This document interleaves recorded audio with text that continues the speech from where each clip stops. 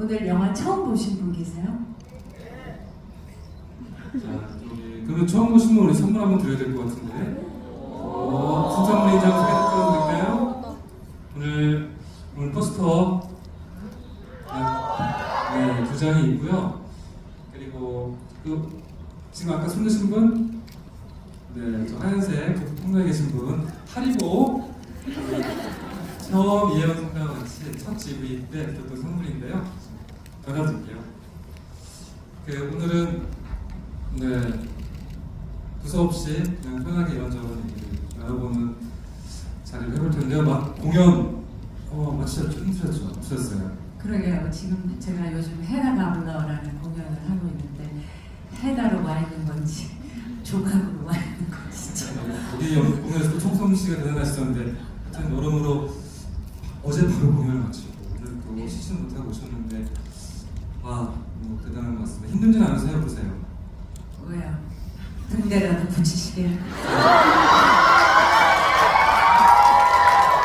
원하면 붙여드려야죠.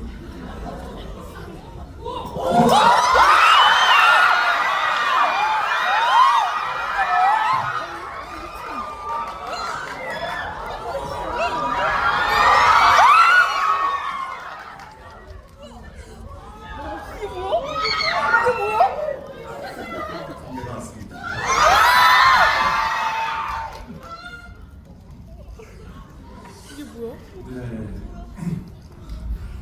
힘드실까봐 저희 멀리서 그 지방에서 공연하고 또 드라마 촬영도 하고 바쁜데 와주신 우리 조철 배우님 인사 한번 해주세요.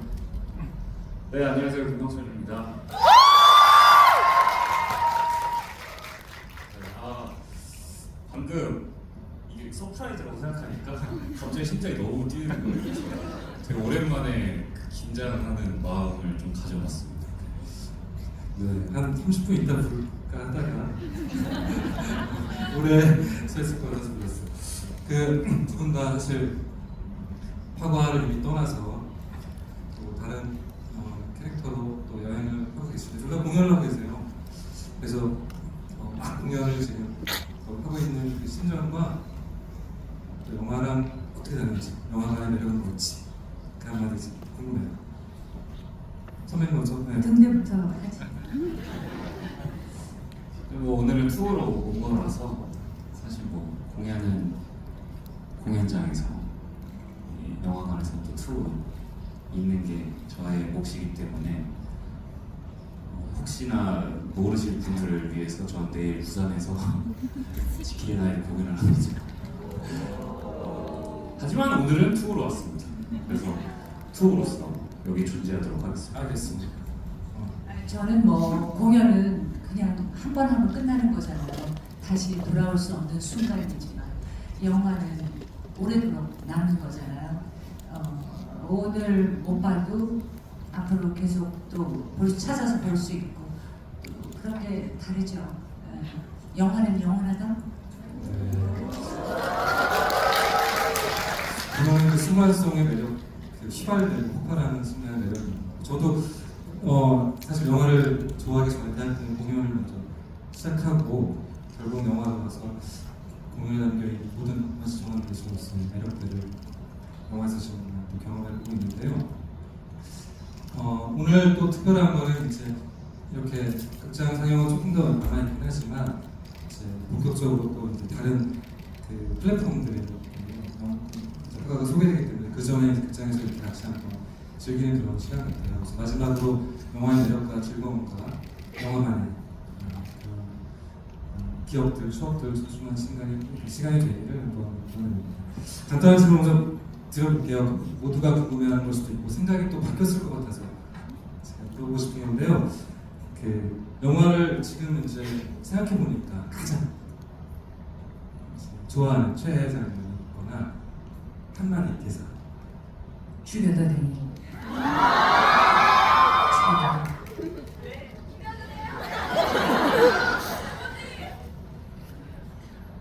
장면도 그 장면이 괜찮으세요? 어떠세요? 되게 밖에서 폭발해서 탁 이렇게 부딪히면서 찍은 장면인데 그거 이틀에 걸쳐 찍은 거.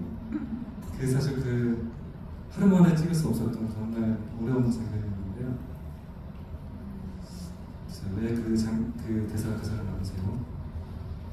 글쎄 예고편에 나와서 그런 것 같아요. 네, 너무 바뀔 수 있다고 생각합니다. 어떠세요? 투구는? 아, 최애 장면이요? 이건 바뀔 것 같은데 그냥 지금 막 떠오르는? 근데 저는 계속 이제 조각이 그 지하철 방역을 하고 와서 이제 소파에 앉아 있는 그 장면이 여전히 계속 제일 좋습니다. 그게 너무 최소 10년은 갈 것 같아요. 그 모습이. 그 5초도 안 돼요. 네, 그 모습이 영화의 맛이지 않을까요? 현장에서 그 장면을 찍을 때 나중에 모니터에서 그 장면을 봤는데 실제로 정말 너무 탄식을 했어요. 탄식이라는 감탄이라고 해야 되죠. 와 정말 선배님밖에 이거 할 수 없는 거고 정말 이게 보는 눈이 좀 다른 것 같은데요. 맞아요. 그 저도 어제 뭐 다른 장면을 얘기했는데 저는 시간이 지나면 또 바뀔 것 같아요. 그렇죠? 촬영을 사실 1년 전에 했고 영화는 계속 이제 새로운 안을 태어나고 있는데 배우도 마찬가지지만 여러분도 볼 때마다 많이 달라지잖아요. 그렇죠? 또 이제 새로운 관객들도 많이 생길 텐데 궁금합니다. 그 질문들 많이 주셨어요. 이미 100개가 넘는 너무 질문이 많아가지고 간단한 질문 여기 있는 거 먼저 풀어드리고 그리고 또 질문 받고 얘기 나눠보려고 할게요. 쉬운 질문이면서도 어려운 질문이 있었는데 이 궁금함이 굉장히 많았어요. 조각이 투구한테 그 강선생을 지키려고 동생 친구 달려가잖아요. 그리고 나한테 하고 싶은 말 없어요? 라고 다루팀 있잖아요. 듣고 싶은 말이 뭐였을까요? 솔직히 영화 본 지 좀 오래된 것 같고요. 제가 해외 배우밖에 생각이 안 나는데 맞아요. 그런 장면이 있었죠. 나한테 뭐 할 얘기 없냐고. 듣고 싶었던 대사가 있으세요? 감독님이 그 대사 왜 쓰셨어요? 네? 그게요. 잊어버리셨죠? 그 대사는 많은 씬을 옮겨 다녔지만 절대 포기하지 않고 이제 사실 그 병원에서도 저희가 한번 해봤었고 우영이가 백내장에 와서 병원 갔을 때도 나한테 뭐 할 말 없어요. 라는 말을 써봤었고 상대에서도 써봤었고 아파트도 써봤었고 그랬었는데 몇 가지 의미가 있었을 것 같아요. 근데 지금은 생각이 안 나시는군요. 예. 기본적으로는 사실 그냥 이제 뭔가 정체를 반을 들켰잖아요. 느낌상 갑자기 집을 찾아가고 주소를 알고 있고 위험한 사람이라고 느끼고 있으니까 문을 닫는 순간 마지막일 것 같은 느낌이 드는 거예요.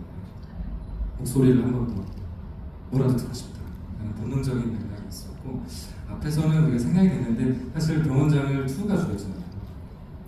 그거를 조각이 죽였다고 생각하는 사람도 있고 손실장이 죽였다고 생각하는 사람도 있고 다양한데 뒤에 맥락을 봤을 때는 이제 투가 죽인 건데 그게 투가 이제 조각이 살인자고 당신이 죽이고 싶어하는 마음을 알고 병원장을 대신 죽여줬다라는 맥락으로 투는 둘 사이를 겨냥하고 있고 자격이 없다라는 질문을 말하는 거거든요.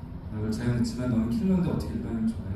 그래서 둘을 마주하게 하고 끼니 잘 챙겨주세요라고 답을 하면서 더 이상 당신과 가까이 지낼 수 없을 것 같아요. 그리고 나오자마자 아이가 안에 있어서 문을 딱 잠그고 막 그런 식으로 무서운 사람이라고 느낀 거예요. 근데 그 투의 목표가 달성이 된 거죠. 그런데 답이 아닌 것 같아요. 그러니까 저희 현장의 모습이에요. 작년 내내 촬영 현장에서 이런 모습을 계속 지켜보고 제가 지켜보고 있다가 다음 질문. 갈까요? 네. 넘어가요? 이거 중요한데. 그러니까 저를 킬러라서 미워하는 건가요? 아니면 내가 한 일을 좋아하는 건가요? 나는 이런 일을 했는데 뭐라도 대화를 하고 싶은데 무슨 말을 듣고 싶어서 다급지 않았는데 저희 여기서 궁금한 건 이제 끼니 친구들과는 굉장히 다른 말로 실망시켜주잖아요. 근데 조각의 감정을 물어보는 것 같아요. 그때 느낌이 어땠는지. 다시 보고 말씀드릴게요. 네네네 알겠습니다. 그럼 우리 질문 한번 받아볼까요 먼저? 조여가 있었어요. 조여라고 말씀하신 분? 네. 우리 네, 조연님. 맞아요. 마이크 조연님한테 가시고요. 책갈피랑 그다음에 배우 사인이 된 책상노트랑 같이 선물 같이 할게요. 이쪽이요, 이쪽. 네, 이렇게 왼쪽, 일어나 주세요. 네, 일어나 주세요. 네.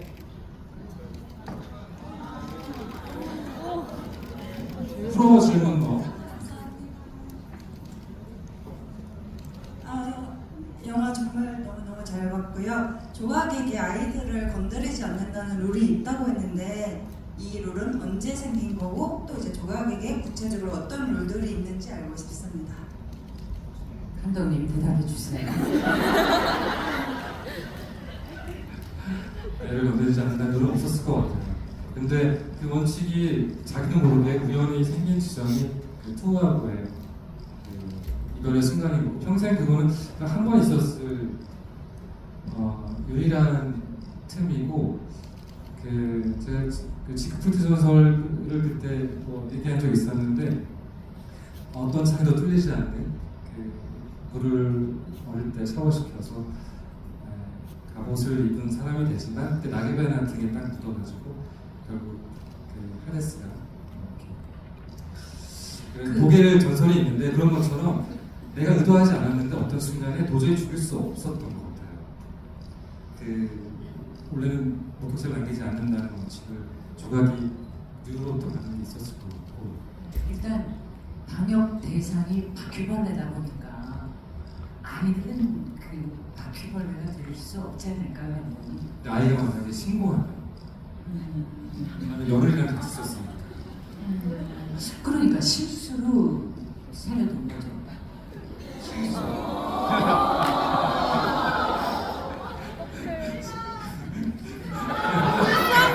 전 유일한 생존자예요.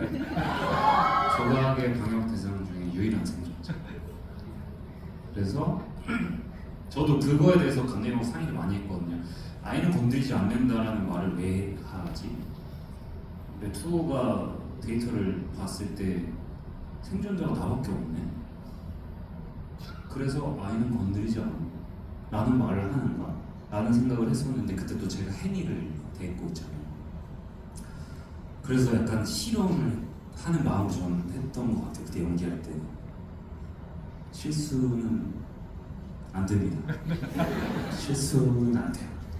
그때 그 돌아볼 때 조각은 확신을 것 같아요. 도영이가 나를 해야 하지 않겠다. 경찰한테 신고하고 실제로 뒤에 정신병원에 가서도 실제 그때 썼던 시나리오는 그 영화 전체 그런 시나리오가 있었어요. 끝까지 조각을 쫓는 40년째 쫓는 경찰이 있었어요. 그때 30년대 쫓는 거군. 그때 그 투어를 프로파일링 하면서 그 가족들을 분명 열흘이나 봤는데 모를 수가 없는데 아무 기억이 나지 않는다고 하니까 제가 계속 투어를 이렇게 달래면서 얻어내려고 했었는데 절대 그 얘기를 하지 않아요. 그래서 이번에 원칙을 이번에 본인도 깬다는 맥락이 이제 계속 조각한테는 모든 메시지가 본인이 어떤 의도로 조각한테 존재를 인정받고 싶은지를 계속 일깨우는 맥락이니까 아이를 건드리지 않는다. 내가 아이에게 계속 언급하는 게 그때 남겨둔 아이가 있잖아라는 메시지로 계속 그걸 하는 거라 거기서 건드리는 원칙은 원칙 자체보다 그냥 메시지라고 봐야 될 것 같아요. 근데 물론 초엽이 이제 피 묻는 자 이상하다라고 해서 직결 처리하라고 몇 가지 원칙들이 있을 텐데 그게 아마 류가 컵을 던져도 그냥 맞으라고 할 정도로 그 신분을 유지하는 게 너무 중요하다는 그런 원칙들을 거기에 전수해줘서 남는 게 아닐까 생각이 듭니다. 네. 이런 질문이 있었어요. 조각한테 아이가 있다는 설정인가요? 애가 있는 이런 질문은 그러니까 그럼 아빠는 류?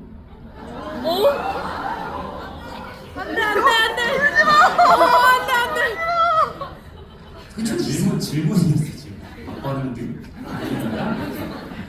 그러니까 사실 저는 이게 이제 원작과 영화가 가진 이제 운명에 대한 얘기인 것 같아요. 원작이 있는 영화 중에 이렇게 원작과 영화를 비교하거나 원작에 관한 설정들을 가지고 이런 영화는 제 경험이 처음인 것 같아요. 그래서 원작에 있는 영화 몇 편 있었지만 원작의 자장이 계속 남아있는 것 같고, 저는 영화 만들 때는 영화 원작을 본 사람보다는 안 본 사람, 그러니까 영화를 처음 보는 사람의 기준으로 만들었었고, 그런 질문은 투가 왜 조각 옆에 3년이나 원작에서는 머물다가 있었는데 영화는 왜 첫 만남부터 시작하냐는 질문하고 이어지는 것 같아요. 어떠세요? 원작을 잘 아니까 차이가. 근데 뭐 우선은 저희 영화 안에서는 투가 조각을 20년째 쫓았다라는 설정을 명확하게 해놨고 그걸 보여줬기 때문에 사실 첫 만남부터 바로 접근하는 거가 맞지 않나라는 설정, 맞는 설정이라고 생각합니다. 그러니까 사실 이제 긴 드라마를 만들면 뭐 3년 동안 헤매어 다니다가 어느 날 약해지기 시작할 때 갑자기 나타나서 이제 건드리기 시작한다는 설명이 될 텐데, 영화로는 그런 설명이 말하자면 지금 길 가는 나 같은 막아서가지고 3년이나 됐는데 이제쯤 밥줘야겠잖아 이런 식으로밖에 시간 설정을 못 해주니까 3년의 시간을 보여준다는 건 사실상 불가능했고, 원작으로 영화가 많이 만들어지는데요. 아가씨 같은 경우는 핑거 스미스라는 원작 아주 벽돌만큼 두꺼운 소설이었는데 거의 남아있는 게 사실 거의 없어요. 서문경찰도 마찬가지고. 근데 콩클라베는 제가 소설을 먼저 봤었는데 거의 똑같아요. 그렇게 쉬운 소설이면 참 너무 좋을 것 같아요. 그대로 만든다. 일주일 이야기가 과거 없이 쫙 가가지고. 그 영화는 아카데미 각색상을 받았는데 각색상을 받은 이유가 소설에 나온 가장 중요한 클라이막스를 영화에 안 띄워주더라고요. 주인공이 교환이 되고 싶어 해서 되기 싫지만 나쁜 교환을 맡기 위해서 자기가 어쩔 수 없이 교환이 되야겠다고 판단하는 지점이 절정인데 안 보여주면서 또 그 멋진 영화로 태어나기도 하고, 브로클 마운틴 같은 소설은 30페이지인데 엄청난 영화들이 있잖아요. 그러니까 원작을 좋아하시는 분들은 원작에 좋은 점이 있으니까 원작을 너무 즐기시면 되고, 영화가 왜 다른지 같은지 이것은 그 영화를 온전히 보는 데는 방해되는 것 같아요. 그냥 영화는 영화로 즐기시고 또 다양한 매체로 거듭날 때 그 자체를 또 즐겨도 저는 좋을 것 같다는 생각이 들어요. 다음 질문 또 받아볼까요? 네. 혹시 눈에 띈 사람 있어요? 네, 한번.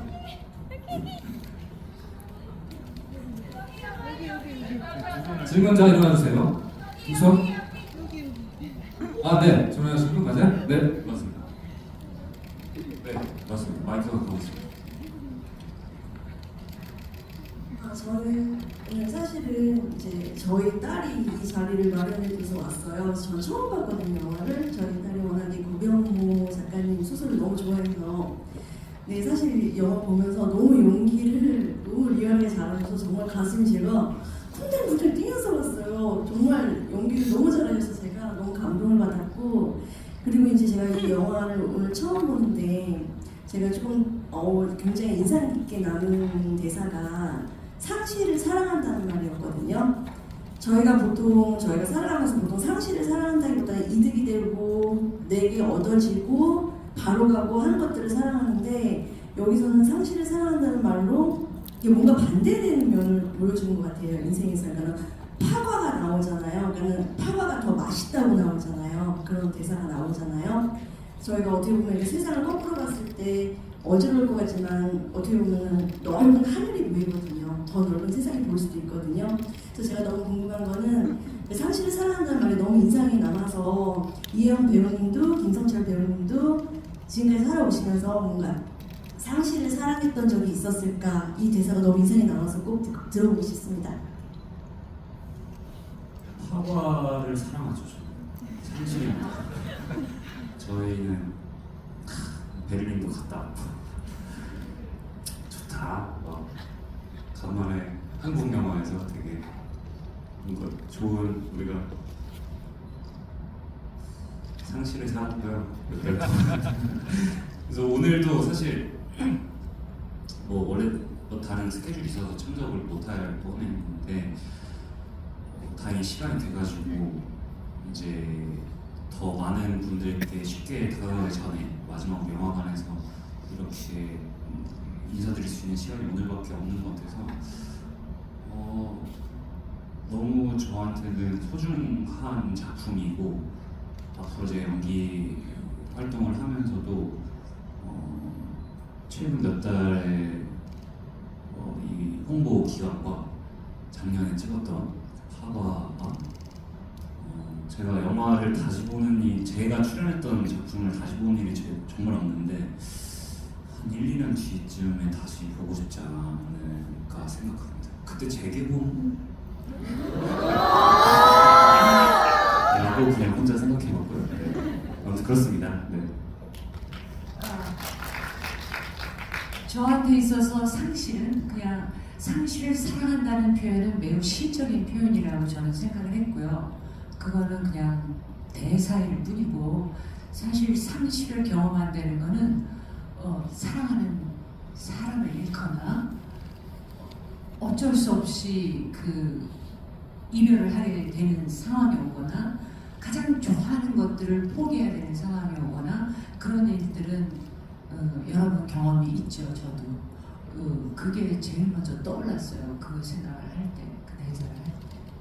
그런데 그거는 상실을 즐긴다기보다 뭐랄까 받아들인다.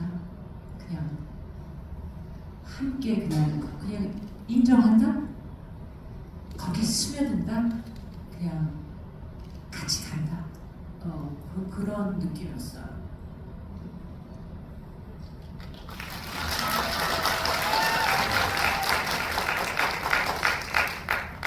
훨씬 삶의 경험이 훨씬 많으시니까 다 설명할 수 없지만 사실은 그 이영이라는 배우 얼굴만 봐도 이미 그런 상실의 서사들이 많이 느껴지잖아요. 저는 기분 안 좋아요.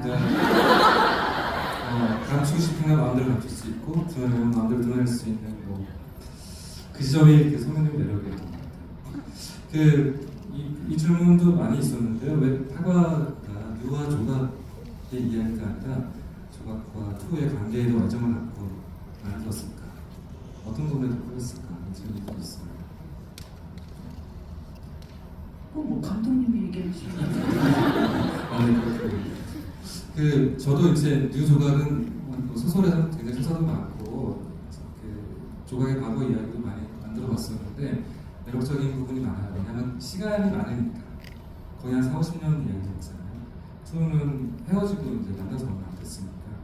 근데 과거의 뉴 조각이 이야기가 많아질수록 어떻게 되냐면은 젊은 조각이 나와서 젊은 유와 함께 젊은 시절을 이야기하는 거예요.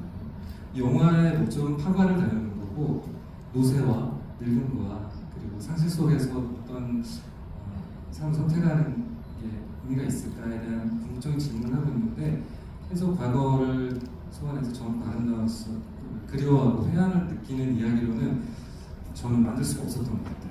그래서 맨 첫 초보는 당연히 과거가 아예 없었고 지금의 조각을 이해하기가 너무 어려운 지점들을 도와주는 인상적인 지점으로서 그거를 투가 이제 계속 추적해서 그 과거를 알아가는 맥락으로서 필요한 이미지가 있고 나머지는 긴 이야기를 만들어줄 때는 아주 빈둥대문이 돼서 볼 수 있을 것 같은데 영화는 혹시 현재 조각의 이야기, 현재 조각의 이야기 중에 가장 중요한 갈등은 투와의 이야기이기 때문에 왜냐하면 투는 조각이 어떤 사람이고 어떻게 살아왔고 어떻게 살아갈지에 대한 질문을 계속 던져주고 답을 스스로 얻게 도와주는 천사 같은 존재잖아요. 그래서 그 사람의 무대가 더 중요했던 것 같아요. 사실 처음 볼 때는 투의 그 메시지를 온전히 관객들이 잘 못 느낄 수도 있는 것 같아요. 워낙 조각을 중심으로 보고 기이한 인물로서 투를 먼저 보게 됩니다. 두 번째 보게 되는 분들은 확실히 또 서사를 제대로 보는 것 같아요. 그런 면에서 다시 볼 때 좋은 영화를 만들어야 될까? 한 번 볼 때 그냥 재밌는 영화를 만들어야 될까? 어떻게 나요? 감독님으로서는 불가능하시죠. 생각하게 만드는 영화를 만드시는 분입니다. 그래서 사실 많이 어려웠을 거예요 연기가. 왜냐하면 입체적인 연기 계속 시켜야 되잖아요. 그러니까 감독님을 계속 연구하게 만들잖아요. 저를 연구하게 여기 때 이제 보여주지 않으면서 보여주는 연기를 하라고 제가 계속 부탁했잖아요. 어땠었어요? 그 현장에서 그런 충분히. 그래서 배우로서는 재밌죠. 탐구해야 될 게 많으니까. 그리고 해야 될 게, 저는 보통 이제 영화 찍으면 감독님이 오케이면 오케이입니다. 항상 이 마음으로 있거든요. 그래서 저는 이제 주어진 이 캐릭터를 제 나름 연구를 해와서 이제 가져오면 그 많은 경우의 수 중에서 제일 최선의 것을 선택을 해서 이제 감독님이 오케이를 해주면 오케이 이렇게 되는 건데, 저희가 오케이가 쉽지가 않았잖아요. 항상 이것도 해보고 저것도 해보고, 성철 여기서 이렇게 하는 거 어때? 네.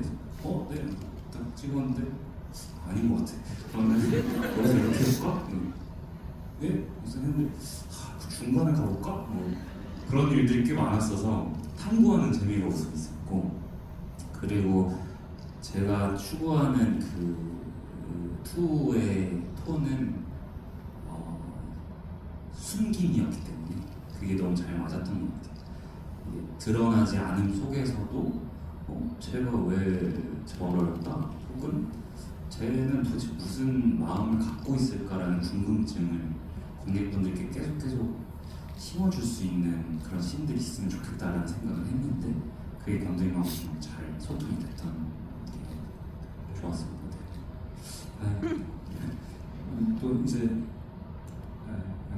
우리 성철배도 또 감독 인형을 갖고 있을 수 있잖아. 감독이요? 언제든지 이렇게 감독을요? 시즌은 저는 저는 저는 선배님을 갖고 계시니까 무슨 말씀이시죠? 그 다음 질문 받아볼까요? 선배님 한번 찍어주세요. 앞에서 사람 찍어요. 네. 뭐시죠? 일어서 주세요. 일어서 주세요. 네. 카메라맨 저기 마이크가 와야 되고요.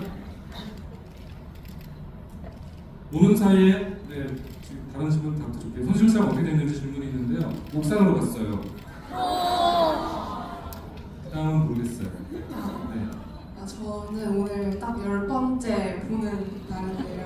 그래서 이렇게 여러 번 볼 정도로 되게 훌륭한 재미있는 작품 만들어주신 감독님께 먼저 감사하다는 말씀 드리고 싶습니다.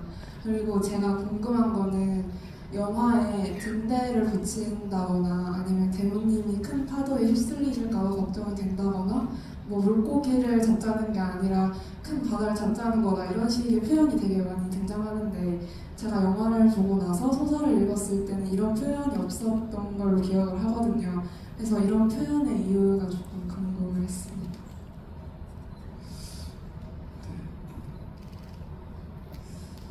아무래도 이게 일종의 에이전시라고 하죠. 비밀 첩보물로서의 성격이 있어서 은어들을 많이 쓰고 비유를 많이 쓰는 맥락을 찾아봤었고요. 크게는 그 배가 선전방역이라는 배가 어디로 향하고 있는지에 대한 방향의 충돌이 내적 영화의 갈등이니까 손실장과 조각의 갈등이 그런 맥락에서 이제 낙하세장의 끝없는 요구를 파도라고 표현하고 조각 침대 위에 파도 그림을 파도에 뚫린 배에 그려놓고 그런 식으로 큰 세계관을 설정한 다음에 손실장 같은 경우는 더 작은 하나의 차가 뒤집어지거나 이렇게 비유로서 자기 표현을 하는 그런 캐릭터 설정을 했던 것 같아요. 전체적으로 그게 어떻게 보면 문학적이고 어떻게 보면 연극적일 수도 있는데 그 지하 세계 혹은 암흑 세계에서 나누는 특별한 언어들의 세계로 조금 더 영화의 특성이 됐으면 하는 맥락에서 그렇게 하고 있던 것 같아요. 대단했을까요? 마음에 드는 대사가 있었으면 좋았을 텐데. 그 다른 질문이 있는데 그 각 배우들께 드린 질문이에요. 가장 삭제했던 신 중에 아까웠던 장면이 있다면 지금 생각나는 게 있을까요? 삭제된 신이 있나요, 우리 성철 씨가? 뭐 몇 개 있긴 한데 뭐 크게 두 가지가 있는 것 같은데, 하나는 이제 죽 해주려고 하는 거. 그거 말씀하신 적 있어요? 안 적 없어요.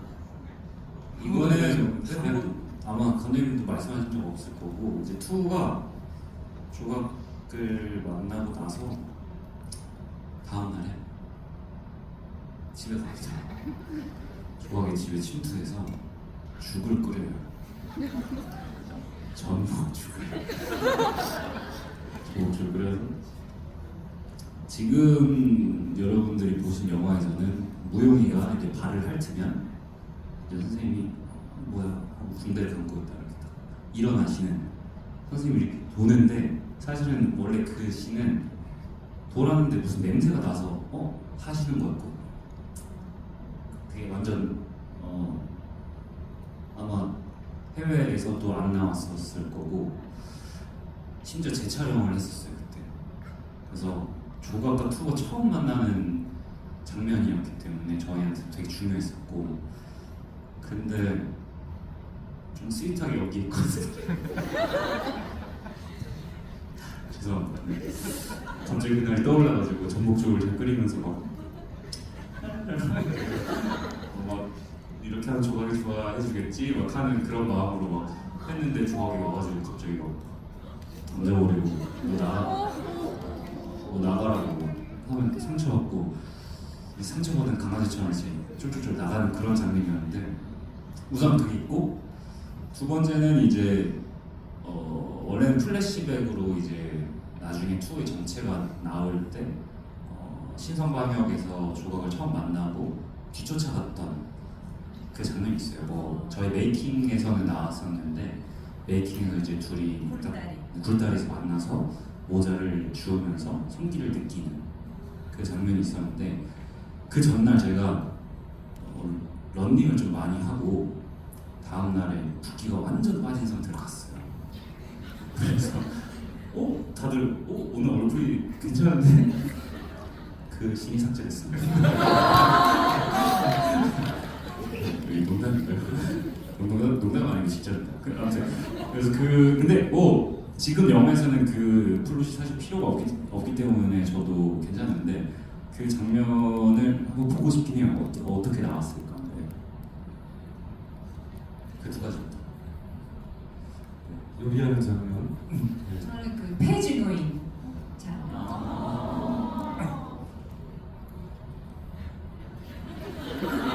그렇죠. 패지노는 사실 큰 시퀀스인데요.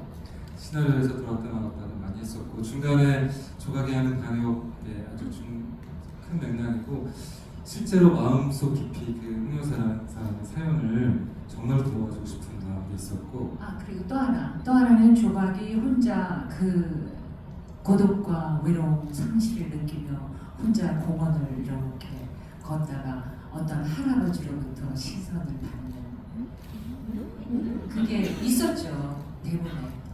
네네. 근데 아예 촬영을 안 했어요. 네. 할아버지가 조각을 쳐다보는 거예요. 조각 할머니. 그리고 그 할아버지한테 이제 복숭아를 주는 장면도 있었고 맞아요. 여러 이미지 맥락들이 있었는데 영화가 그 좋은 조건의 영화는 아니었었기 때문에 저는 시사 선택을 하거나 중간 우선순위를 나누는 그런 선택들이 있었어요. 그래도 팔부작. 시리즈로.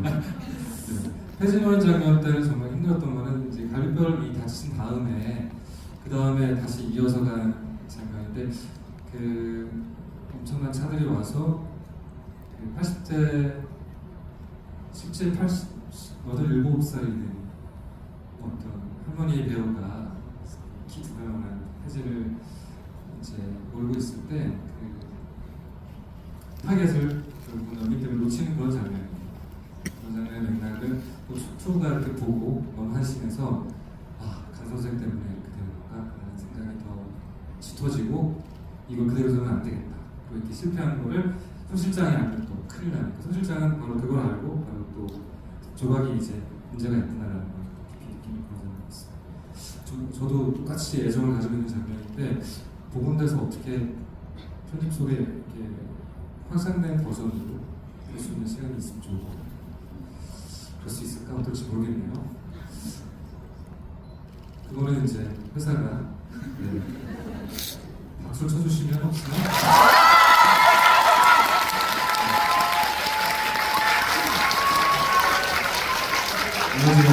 전달을 드리도록 하겠습니다. 다른 질문 보니까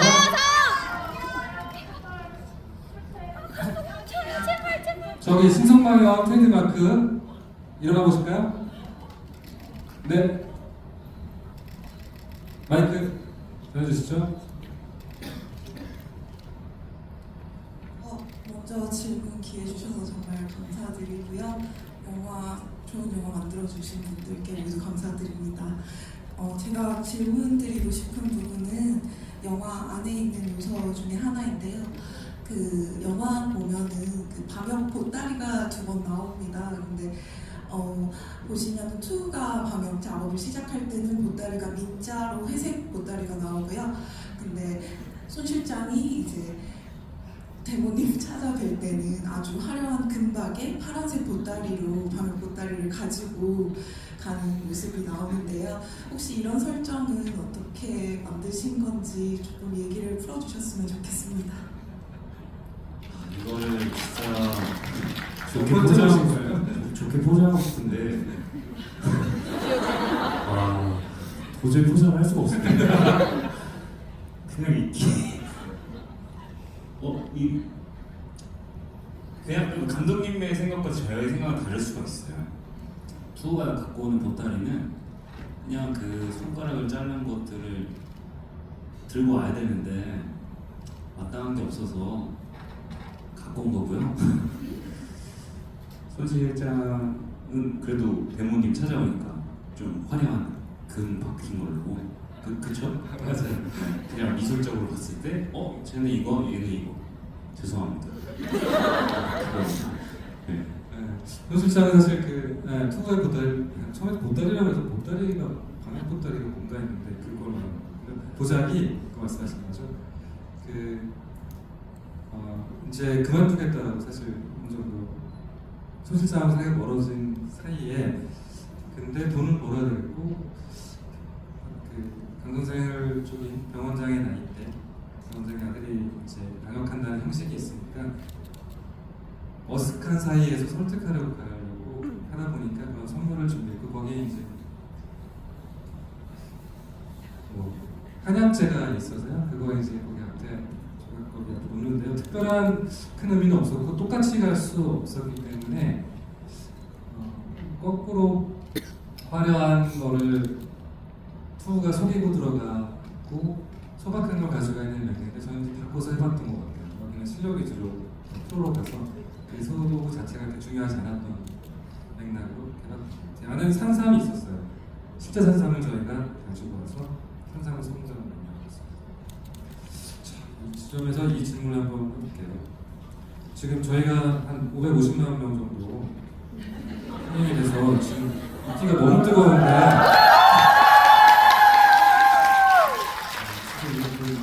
이 정도까지 저희가 생각했던 건 아니잖아요, 형님들. 그러니까요. 흥행 요인이 뭔지 이게 너무 궁금합니다. 선배님 어떻게 생각하세요? 저는 이런 순간이 이렇게 왔다는 게 너무 놀랍죠. 이런 때도 오는 거구나. 감독님은 물론 만족하지 않으시겠지만 저는 굉장히 만족하고 있어요. 여러분이 안 계셨다면 지금 이 자리에 저는 없어질 거예요.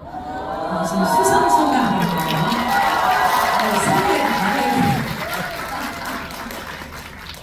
너무 감사합니다. 어떠세요? 김성철 투로서 흥행 요소가 뭐라고 생각해요? 그래도 잘생겨서? 지금 한국 영화 시장 진짜 힘든데 오늘까지 이렇게 GV를 하면서도 이렇게 많은 분들을 뵐 수 있다는 것 자체가 저는 너무 감사하고 흥행의 상태를 떠나서 좋은 영화니까 지금까지도 사랑을 받지 않나라는 생각을 해요. 저희가 사실 따지고 보면 첫 홍보가 2월 달이었는데 2, 3월에 시작해서 지금 6월까지 왔으니까 이제 곧 7월이고 3-4달 동안 이 영화와 함께 할 수 있다는 것 자체가 너무 행복하고 그리고 최근에 그런 얘기를 들었어요. 이제 모 작품 저희랑 경쟁작이었던 어떤 모 작품에서 저희 타겟층이 20대 여성분들이었는데 파워가 다 가져갔어요 라고 얘기를 했고 저한테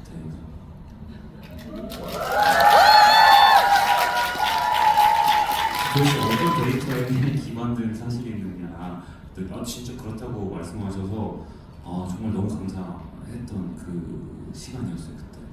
근데 모르셨죠? 저는 네, 그렇습니다. 그런 사실이 있대요. 네. 그렇군요. 그런 질문도 있어요. 정말 뭐 사랑스러운 질문인데요. OTT도 이제 풀리는데요. 손익분기점에 도움이 되려면 어떻게 결제하는지 알고 싶다고 회사에 요청하는데 쿠팡플레이에서 여러분 보면 되냐? 이거는 문자 아닌가? 네, 플랫폼별 결제를 해달라고 여러 가지가 있네요. 네, 손익분기점 조금 도움이 되는 여러 가지 방식이 있는데 알아서 잘 해주시면 될 것 같아요. 그냥 너무 마음이 따뜻해서 왔습니다. 이 질문 간단히 기술적인 질문인데요. 조각이 방역할 때 푸가 아파요. 신발끈을 풀어서 잠시 지체시키고 자세를 만들어서 뒤통수를 노리잖아요. 조각만의 특유한 방역 설계인데 투도 사실은 심해져요. 구두끈으로 방역하고 강 선생님도 그렇게 위협하는데요. 그때 각인으로 그렇게 쓰는 건지 궁금해요. 어떠세요? 투 입장에서 볼 때는. 사실 영화의 결과물로 봤을 때는 그런 생각을 들 수도 있었는데 사실 저희 현장에서 그런 얘기를 한 적은 없었으니까 우선 2에게는 설정은 이거였던 것 같아요. 모든 것이 도구가 될 수 있다. 모든 것이 그 킬링을 할 수 있는 무기가 될 수 있다라는 것이 저희의 첫 번째 얘기였던 것 같고 그렇게 봐서 그래서 저희가 신발을 맨 처음에는 그냥 그 낮은 구두가 이제 높지 않은 그걸 했더니 끈이 길이가 안 되는 거예요. 그래서 이제 부츠 형태의 구두를 신어야 될 수밖에 없다. 그래서 그것도 그렇고 신발들도 그렇고 제가 신발 끈들이 계속 나올 수 있는 것들을 가져왔어가지고 그리고 실제로 촬영할 때 제가 이걸 뭐라 장력이라고 해야 되나? 신발 끈이 생각보다 늘어나질 않아서 되게 잘 조여져. 좋은 무기. 그렇습니다. 네. 나를 진짜 죽일 셈이냐 전놈이들. 맞아요. 그래서 그때 저희 촬영할 때 전노민 선배님께서 딱 1회차 나오셨었는데 크랭크 있나? 그것도 심지어 크랭크 인날이었어요. 첫 촬영. 근데 첫 촬영에 제가 목을 이렇게 조르는 장면을 해야 되는 거예요. 줄이 끊어졌어요. 심지어 줄이 끊어졌어요. 왜냐면 저도 왜냐면 저희가 너무 타이트한 샷이었기 때문에 이걸 가짜로 할 수도 없었고 그거를 안전한 걸로 고무줄을 갖고 왔는데 고무줄이 계속 끊어지고 그래서 선생님 우리 한 번만 진짜 죄송합니다. 진짜 죄송합니다. 왜냐면 첫 출연을 다 오셨는데 그래서 괜찮아. 나를 죽일 셈이냐? 진짜 나를 죽일 셈이냐? 그래가지고 정말 죄송스러웠던 그런 기억이 나는데 구두끈 설정은 2를 먼저 설정했고요. 2의 특별한 아주 멋있는 시그니처로 먼저 정한 다음에 조각의 과거를 구성할 때 그 시그니처가 어디서 왔을까를 제가 재구성하면서 소설은 없는 거지만 조각의 구두끈을 이용한 방역을 하는 모습을 보고 2의 머릿속에 그게 남게 결국은 조각한테 자신을 계속 이렇게 깨우치게 하는 방법으로 연결성을 시나리오 설정했던 것 같아요. 연결해서 조각이 가정으로 들어왔을 때 장면 연출이 굉장히 섹슈얼하다고 느꼈는데 메이크업, 의상 연출도 여러 가지로 어떤 부분을 연결하셨는지 질문이 있어요. 과거 시절 어떠세요? 섹슈얼. 네, 그건 전문이십니다. 이건 연출이 섹시했던 게 아니라 그냥 배우 자체가 섹슈얼해서 특별히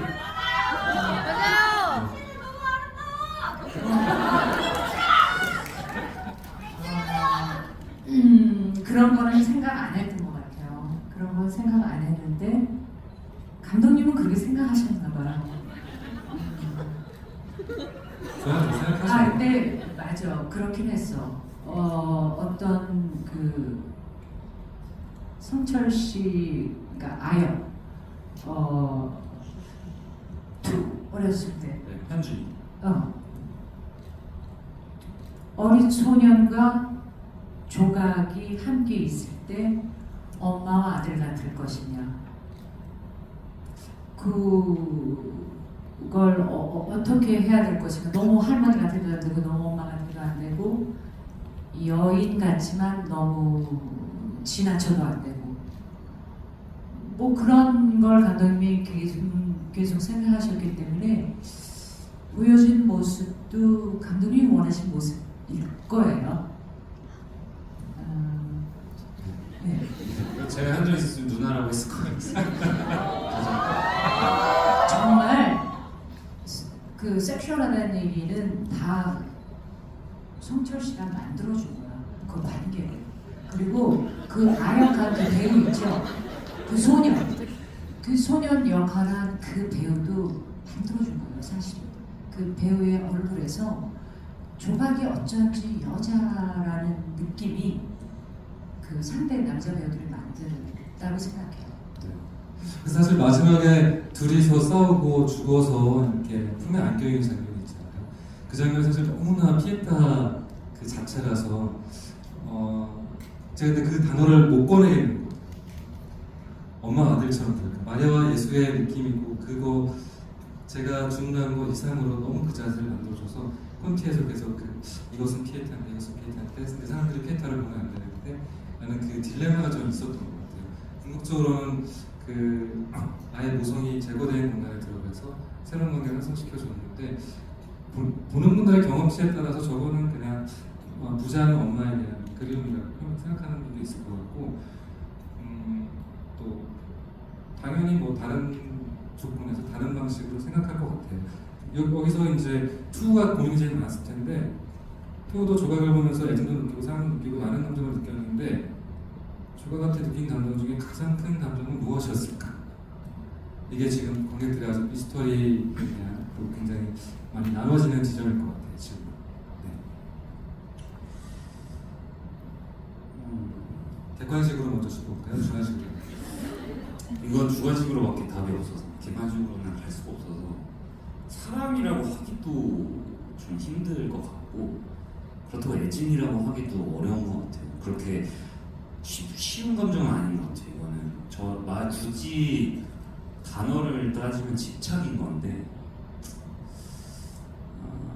그러니까 집착이라는 게 사랑이라는 큰 카테고리 안에 들어있다면 투어에게는 집착이라는 카테고리 안에 사랑이 있다. 저는 그렇게 생각을 했던 것 같고 투어의 인생에서 가장 큰 존재와 그가 살아가는 모든 이 원동력은 조각뿐이었기 때문에 그건 단순히 사랑의 감정으로만 살 수는 없는 것 같고 그렇다고 증오하는 그 마음, 복수심으로 살 수도 없는 것 같고 삶의 목적과 목표가 되는 그런 설정이었던 것 같아서 감정으로 표현한다기보다는 약간 삶의 목적이라고 해야 될까 저는 그렇게 생각을 많이 했던 것 같습니다. 그게는 둘 사이에 복수와 용서의 맥락이 있는데 어렸을 때 자기를 파멸시킨 분노도 있고 그 다음에 나를 그냥 남겨두고 간 이유가 뭔지 너무 궁금하기도 하고 그게 나를 특별하게 생각해서인지 그냥 우연에 지금 막 쓸 수 있는 것인지 그거 너무 궁금하기도 하고 그 유대감을 너무 갖고 싶기도 하고 그 다음에 최고의 킬러 잘 컸다고 인정받고 싶기도 하고 철학하게 하는 게 너무 마음에 안 들기도 하고 그 다음에 내 스스로 내가 내 삶을 결정하고 싶다 유일하게 이 조각한테 인정받고 그 인정의 요구가 집착으로 지금 드러나는 거고 나를 존재하게 하는 이유로서의 조각을 향한 연민과 피에타가 원래 한국어로 연민이라는 뜻이에요 사실. 그러니까 연민의 틈 속에서 더 확장된 내가 살아야 될 이유로 조각이 있어야 될 것 같고 그런 투 마음속의 우주는 사실 이 영화가 가진 그 조각의 우주만큼이나 큰 거라고 생각이 들어요. 그게 관객들이 마음껏 여러분 볼 때 새로 느낄 수 있는 지점인 것 같아요. 네, 질문 하나 더 받을까요? 저요. 앞에도 사람 있어요. 손잡고 제발. 거기 저 두 손 들은 사람 하죠? 네, 맨 뒤에 두 손, 네 저기, 네 일어나 볼까요? 네 남자분? 네. 여기 궁금한 게 있는데 조각이 이제 투를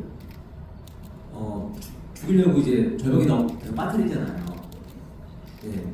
근데 그 장면에서 원래 그 후에 이제 사실은 그게 죽이려고 차를 떨어뜨렸지만 실제는 죽지 않았던 이유가 결국은 투가 조각이 살려준 거잖아요. 근데 그게 제가 기억하는 소설에서는 그 부분이 나왔던 것 같은데 영화에서는 그 부분이 보이지 않아가지고 의도적으로 이제 살 수 있도록 기회를 준 거잖아요. 근데 예, 저는 그렇게 알고 있거든요. 소설을 읽어보고서. 그래서 왜 영화에서는 그 부분이 없는지 이게 좀 궁금했어요. 소설이 없는 장면이고요. 네, 그 장면은 저희가 사실 뭐 투어가 사실 그게 뭐 저희 지금 영화 결과물에는 직접적으로 노출된 적이 많이 없어서 투어가 항상 끼고 있는 네 번째 손가락에 있는 반지가 있는데 그게 탈출용 칼이에요. 언제든 쓸 수 있는 칼인데 사실 저희가 그 촬영을 할 때 두 손 두 발이 묶여 있는 상태에서 그 조그만 칼로 끊고 나오는 걸 찍긴 했어요. 근데 그거를 이제 뭐 결과물에는 쓰진 않았는데 살려준 건 아니고요. 죽이려고 했는데 투어가 어떻게든 살아나온 것 같아요. 소설은 아예 없는 장면이고요. 그 물에 빠진 사람은 다 살아오잖아요. 그래서 저는 그 질문을 많이 했어요. 전 스태프들한테 왜 다 살아오는데 왜 빠뜨릴까? 수중 촬영을 했어요. 그냥 집안 마당에 묻으면 되는데 조각의 속에는 죽일 때 예의를 갖췄다고 저는 생각했었어요. 사실은. 그래서 시간이 지나서 그냥 생물로 분해되고 미스터리한 사건으로 남기를 바랐던 마음이 있었는데 그게 그 클리셰에서 차이점을 찾으려면 저는 투가 이미 수면 강조였죠. 그거로부터 깨어나서 눈을 뜬다는 게 다른 점이라고 생각했었어요. 중간에 차가 떨어지기 전에도 살아나려면 언제든 살아날 수 있었는데 조각이 자기가 타는 말 너무 듣고 싶었고 속에서 보자라고 하는 말 그다음에 어차피 조각 손에 죽는 게 자기 삶의 이유 있을 수도 있고 나한테 죄책감을 품고 조각이 산다면 그것도 나를 생각하는 방법이구나 여러 가지 고민이 있었을 텐데 그리고도 그 속에 들어갔더니 차가운 마음속에 강 선생을 찾아가서 아이의 공연장에서 그렇게 일상을 공유할 거 생각하니까 너무 미치겠는 거죠. 그 배신감을 표현하고 싶었고 소설에서는 해니 육의 서사적 이유가 저는 잘 없다고 생각했어요. 그래서 자신을 구해준 순간에 자기를 죽이는 배신감의 끝 속에서 다시 그 해피랜드에서 파티를 준비할 수 있는 투의 명분이 생긴다고 생각해서 그 장면을 클리셰의 영역이 있지만 썼던 것 같아요. 자, 우리 우영이 인형이 좀 있죠? 그래서 10번 이상 보신 분 한번 손 들어보실 것 같아요. 20번? 32번! 증명할 수 없는 놈이었는데? 네? 증명 가능! 증명 가능! 자, 30번 이상은 여기 나눠주시면 될 것 같아요. 한번 자리 질러볼까요? 근데 이거는 너무 쉽지 않아서 그냥 자석으로 그렇죠. 자, 한번 불러주세요. B9번! 저희를 외쳐주세요. B9번이요! 몇 년까지 있어요? 22. 22열 5열에 7번 B9번! 5열에 B9번! 7번 네. 우영이 인형 한정판. B9번! B9번! A8! 감독님! 근데 이거 너무 잔인한 방법이에요. 패스. 죄송합니다. 방법을 생각해주세요. 그 마지막 질문 하나 받을게요. 저요! 제발! 감독님 제발요! 제발요! 저는 정말 너무 잔인해요. 제 취향이 아니에요. 그런 거를 이거 진짜 신박한 질문이다. 저요! 여기! 잘하셨어요! 완전 궁금합니다. 네. 질문을 짧게. 감사합니다. 일단 여쭤보고 싶은 게 손실장이랑 손회장에 관한 건데 이제 손실장이 김강호 배우님이셨고 그 손회장이 그 사진으로 짧게 나오셨는데 천호진 배우님 그 젊은 시절 사진으로 벽에 붙어있기로 나왔잖아요. 근데 천호진 배우님이 씬으로는 아예 등장을 안 하셨는데 이게 혹시 그 10년 만에 간신 그때 같이 하셨는데 혹시 천호진 배우님이 등장하신 게 이게 편집이 되신 건지 아니면 그 천호진 배우님께서 그 사진으로만 그냥 출연해달라 이런 식으로 하신 건지? 네, 사진 특별 출연이고요.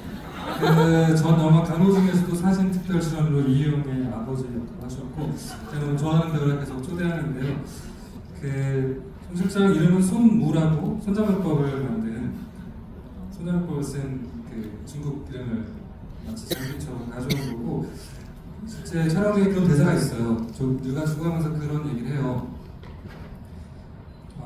피가 막 쏟아져 나오고 물먹이는 손톱 앞에 농담을 해요. 이제 우리 회사 만들까? 나 사장하고 너 부사장하고 회사 하려면 순간만 하고 나 죽으면 너 사장하고 그러면 이제 손톱이 나는 머리 채지 못해요. 다시 사장 안 칠래요. 그렇게 농담을 주고 받아요. 사실 조각은 바지 사장을 안 치고 계속 왔었고 본인이 그 판사로서의 판결을 하지 않았었고 아버지는 천호진이라는 믿을 만한 사람으로 운영을 잘 해왔는데 레거시가 이제 썩어가면서 배가 이상한 방향으로 가고 이웃 추구로 가는 맥락의 세계관 설정 속에서만 존재해요. 그렇습니다. 네, 그렇군요. 자, 이제 됐고요. 그러면은 시간이 많이 돼서요. 딱 한 번만 더 해주세요. 딱 하나만요. 어디 딱 하나만 더 받을까요? 서른 두 번 말씀하세요.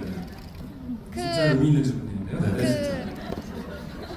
우리 단체 사진 준비할게요. 김성철 배우님 유튜브 영상에서는 혜니한테 사탕을 주는 장면이 찍혀서 메이킹으로 나왔는데요. 왜 그게 김성철 배우님이 혜니한테 이거 가장 자기가 아끼는 거라고 하면서 사탕을 주잖아요. 왜 근데 그게 편집이 됐는지 많은 사람들이 정말 아쉬워했는데 왜 편집이 됐는지 감독님께 너무너무 궁금합니다. 그러기엔 너무 많은 것이 편집이 되기 때문에 네, 그것은 이제 저는 맨날 흡하면서 했어요. 거기 왜 이렇게 귀여워? 그러면 안 돼. 장비야! 이거 그냥 러닝타임의 이슈고 큰 의미는 없습니다. 그 두 가지 버전을 촬영했어요. 뭐냐면은 조각이 줄지 캔디를 아기 때. 네, 그거를 계속 가지고 하는 건데요. 아이를 유괴하고 학대하고 어디까지 갈 수 있을까? 비호감이 도저히 극복 안 되는 선을 넘을 수 있을까? 원래 내 머리채를 잡고 창밖으로 던져서 거의 이렇게 들고 있는 그런 이미지를 제가 생각했는데 거기까지 도저히 아니다. 라인에 대한 저는 못하겠다고 했어요. 그래서 아이하고 다정하게 있는 장면을 보여주고 싶었어요. 그래서 아이가 이렇게 잘 자고 있는 장면을 하나 찍고 그 다음에 둘이 대화를 한번 해보자 편하게 애드립을 제가 주문했어요. 그냥 그 자리에서 애드립을 한 거예요. 그래서 그렇죠. 근데 교차 편집을 하고 보니까 그 다정함이 들어가기가 좀 길어지고 앞에서 하는 나레이션의 맥락과는 좀 너무 다정해서 좀 생각했던 것 같아요. 그게 또 애드립이다 보니까 또 저의 다정함이 나오잖아요. 다정한 부분은 완삭제가 됐어요.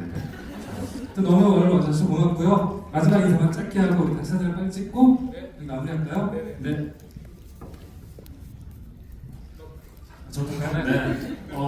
오늘이 아마 공식 일정의 마지막으로 알고 있습니다. 그래서 여태껏 저희 파가 함께 해주셨던 많은 분들께 너무너무 감사드리고 오늘 이 자리에 계신 분들은 저희의 영화를 정말 사랑해주시는 분들이라고 저는 알고 있기 때문에 함께해서 너무 영광이었고 정말 너무너무 감사했습니다. 네. 저는 또 감독님과 선생님과 또 만날 수 있는 기회가 언젠가 주어진다면 또 좋은 작품으로 여러분들께 인사드리도록 하겠습니다. 감사합니다. 우리 성철 씨와 같은 마음입니다. 감사합니다.